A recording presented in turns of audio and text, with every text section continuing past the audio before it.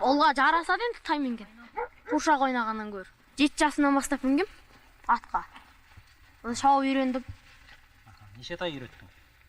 Өмірімде ма? 2 тай үйреткем. Қызылкесік ауылында Еркебұлан сынды жастайынан тай үйретіп, ерте атқа қонғандар аз емес. Соның бірі Мансұр. Ол 9 жасынан бастап 2 дізгін бір шылбырға ие болған жастың бірі. Бәйгеге де шауып, былтыр ең жас шабандоз деген аталым бойынша марапатталыпты. 8 мартта 4 күн, 22 наурыз 8 күн. Балалар баба өсиетіне мығым. Қыр салтында ер азамат ешқашан жаяу жүрмеу керек деген ұғымға беріп, жүгөн ұстап жұтап қалған біреу болмаса, кеудесінде жаны бар қазақ атқа мініп жүруге тиіс деп түйсінеді әр бала, әрі соны ұстанады. Астындағы серігіне адалдық танытқандықтан болар, болашақ мамандықтары туралы да әлі ойламаған. Өскенде кім боласың?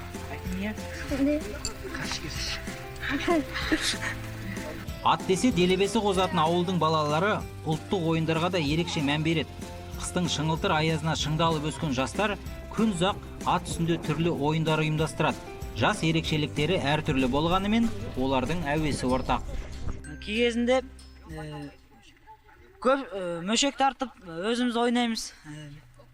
Көкпар ойнаймыз. Біздің ауылда қысты кезінде түгел адам тай ұстайды. Соның тайларын мініп 60-70 шақты балалар шығып өсіп жарысамыз.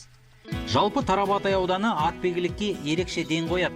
Ауданда 2 ат спорт мектебі бар. Аталмыш мектеп Ақжар және Екпін ауылында болғанымен, ауданның кез келген ауыл баласы ат құлағында ойнайды. Бәйге аттармен айналысам деп ойлаған жоқпын мүлдем. Былтыр бір тайым болған Бақтор деген. Кішкене болған мүсіні бірақ. Қары жарысқа қоса келе біраз жылдамдығы бар екен білдім да. Сосын шабандоз арасында тұр.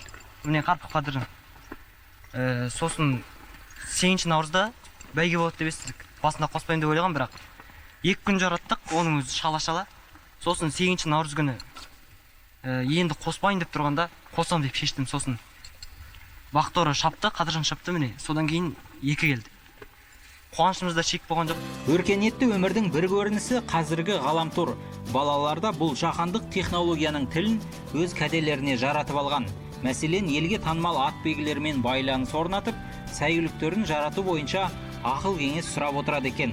Әке тағылымымен ата өсиетіне де құлақ салып, дала баласы ұшқыр қиялды, өр мінезді болып өсіп келеді. Шығыс Қазақстаннан Берік Көшербай, Нұржан Қалекенов, арнайы Таңшолпан үшін. Өздеріңіз көргендей, қызығатын дүние екен, тамаша. Қызылкесік ауылының балалары тай үйретіп ширатып жатыр.